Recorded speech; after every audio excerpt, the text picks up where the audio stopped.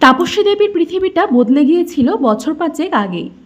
তার একমাত্র ছেলে অভ্র যখন জয়িতাকে ঘরে নিয়ে এসেছিল, তখন তাপস্বী দেবী নিজেও জানতেন না যে এই ঘরে শুধু একটি নতুন বউ নয়, একটি নতুন দিগন্তও আসছে।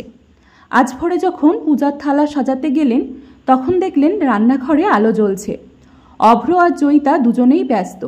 অভ্র চা বানাচ্ছে আর জয়িতা পরোটার জন্য ময়দা মাখছে।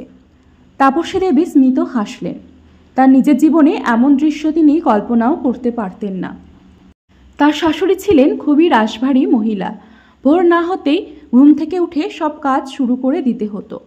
তার স্বামী তাপস্বী দেবীর কাছে যিনি ছিলেন তোমার দাদা, তিনি অবশ্য কিছুটা আধুনিক ছিলেন। তার সাহায্যে তাপস্বী দেবী ধীরে ধীরে সংসারের রাশ হাতে নিতে পেরেছিলেন। আজ দুপুরে জয়িতার পিসি শাশুড়ি মানে তাপস্বী দেবীর মেজ ননদ সুমিতা দেবী এলেন। সুমিতা দেবী আর রেবা দেবী দুজন বোনই বেশ পুরনো চিন্তাভাবনার মানুষ। সুমিতা দেবী এসেই রান্নাঘরের দিকে চোখ ফেরালেন। আহারে, নতুন বউ বুঝি এখনো ঘুমাচ্ছে? মা হয়েছিস, এবার তো একটু সংসারী হ। তাপস্বী দেবী হাসলেন। না গো দিদি, জয়িতা তো কখন উঠেছে। ওরা দুজনেই তো সকালে ব্রেকফাস্টটা তৈরি করে নেয়। ওর তো এখন অফিস আছে, তাই ওকে তাড়াতাড়ি তৈরি হতে হয়। সুমিতা দেবী চোখ কফালে তুলে বললেন, অফিস? ছেলেটাও কি অফিস যায়? অভ্র ততক্ষণে ড্রয়িং রুমে চলে এসেছে। সে পিসিমাকে দেখে হাসল। হ্যাঁ পিসিমা, আমি আর জয়িতা দুজনেই চাকরি করি। অফিসটা আমাদের কাছে খুবই গুরুত্বপূর্ণ। সুমিতা দেবী বিরক্তির সুরে বললেন, এত চাকরি করলে সংসারটা কে দেখবে? বাড়ির বউরা কি শুধু বাইরেই থাকবে? তাপস্বী দেবী এবার একটু মৃদু হাসলেন। কেন দিদি, সংসারটা কি শুধু বউদের একার? অভ্র তো জয়িতাকে সব কাজেই সাহায্য করে। ও অফিস থেকে ফিরে এসে জয়িতার আগে রান্নাঘরে যায়। এমনকি আমাদের বড় ছেলে অরুণও। সে তো তার স্ত্রী অন্বেষার সব কাজেই সহযোগিতা করে। আজকালকার দিনে নারী পুরুষ সবাই সমান, সংসারও তো উভয়েরই। সুমিতা দেবী মুখ বাঁকালেন। আমার তো এসব আধুনিকতা পছন্দ নয়। আমাদের সময় এসব ছিল না। বেলা গড়িয়ে বিকেল হতেই তাপস্বী দেবীর দেওর রণজিৎবাবু এলেন। রণজিৎবাবু বেশ প্রগতিশীল মানুষ।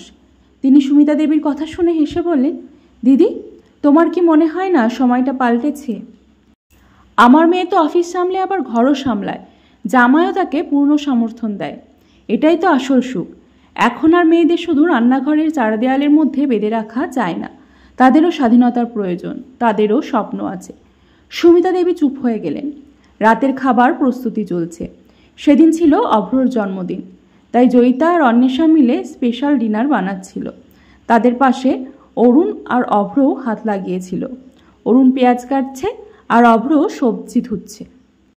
সুমিতা দেবী এই দৃশ্য দেখে আবারও অবাক। বৌদি, তিনি তাপস্বী দেবীকে ফিসফিস করে বললেন, তোমার ছেলেরা তো সব মেয়েলি কাজ করছে। তাপস্বী দেবী বেশ জোর গলায় বললেন, কাজ কাজই, নারী পুরুষের কাজ বলে কিছু হয় না। তুমি তো জানো, আমার স্বামী যখন অসুস্থ ছিলেন তখন উনি সব কাজ করতেন, ঘর মোছা থেকে বাজার করা এবং এমনকি রান্নাও। তিনি বলতেন, সংসারটা একটা গাড়ি, এর দুটি চাকা সমানভাবে না ঘুরলে গাড়ি চলবে না। তার এই কথাটাই আমার জীবনের সবচেয়ে বড় শিক্ষা। তবু এত ছাড় দিলে ওরা মাথায় চড়ে বসবে। সুমিতা দেবী বলতে ছাড়লেন না। রণজিৎবাবু পাশেই ছিলেন। তিনি সুমিতা দেবীকে বললেন, দিদি, তুমি এসব কি বলছো? ভালোবাসা আর বোঝাপড়ার নাম যদি প্রশ্রয় হয়, তাহলে সেটাই হোক। আমার মনে হয় যেখানে স্বামী স্ত্রীর মধ্যে বোঝাপড়া ভালো থাকে, সেখানেই শান্তি থাকে। আমরা যদি পুরনো প্রথাগুলো আঁকড়ে ধরে থাকি, তাহলে এই নতুন প্রজন্মকে বুঝতে পারবো না। আমাদেরই বরং ওদের সাথে মানিয়ে নিতে হবে। আধুনিক হওয়া মানে শুধু পোশাক পরিচ্ছদ বদলানো নয়। আধুনিক হওয়া মানে মনটাকেও বড় করা, চিন্তাভাবনাকে উদার করা। সুমিতা দেবী কিছুক্ষণ চুপ করে রইলেন। তার চোখের সামনে তার ভাইপোরা তাদের স্ত্রীদের সঙ্গে কাঁধে কাঁধ মিলিয়ে কাজ করছে। তাদের চোখে কোনো বিরক্তি নেই, বরং একটা অদ্ভুত শান্তি আর ভালোবাসা। তাপস্বী দেবী সুমিতা দেবীর হাত ধরলেন। দিদি, জীবনটা একটা নদীর মতো, একে আঁকড়ে ধরে থাকলে হয় না। জলের মতো বহমান থাকতে হয়, নতুনকে গ্রহণ করতে হয়। পুরনো ভালো দিকগুলো থাকবে, কিন্তু নতুন ভালো দিকগুলোকে ভয় পেলে চলবে না। সুমিতা দেবী দীর্ঘশ্বাস ফেললেন।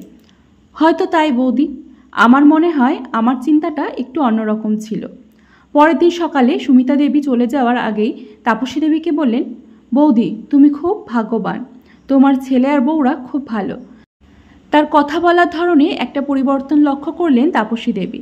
তার চোখ দুটোতে যেন একটা নতুন আলোর ঝলক। আজ অভ্রর বিয়ে হয়েছে 6 বছর। ছোট অতিথির কলরবে বাড়িটা মুখর থাকে। বিকেলে যখন তার ছেলে আর বউরা অফিস থেকে ফেরে, তখন দেখেন তারা ক্লান্ত হলেও একে অপরের প্রতি তাদের সহযোগিতা আর ভালোবাসা এতটুকুও কমেনি। তিনি বিশ্বাস করেন ছায়া আর প্রতিচ্ছায়ার মতো এই সম্পর্কগুলো একটার উপস্থিতি অন্যটাকে আলোকিত করে। যখন পরিবারে একে অপরের প্রতি সম্মান, ভালোবাসা আর বোঝাপড়া থাকে, তখনই সত্যিকারের সুখ পাওয়া যায়। আর এই সুখের জন্যই অ্যাডজাস্ট করাটা খুবই জরুরি। আধুনিকতার সাথে পুরনো মূল্যবোধের মেলবন্ধনই পারিবারিক শান্তির আসল চাবিকাঠি।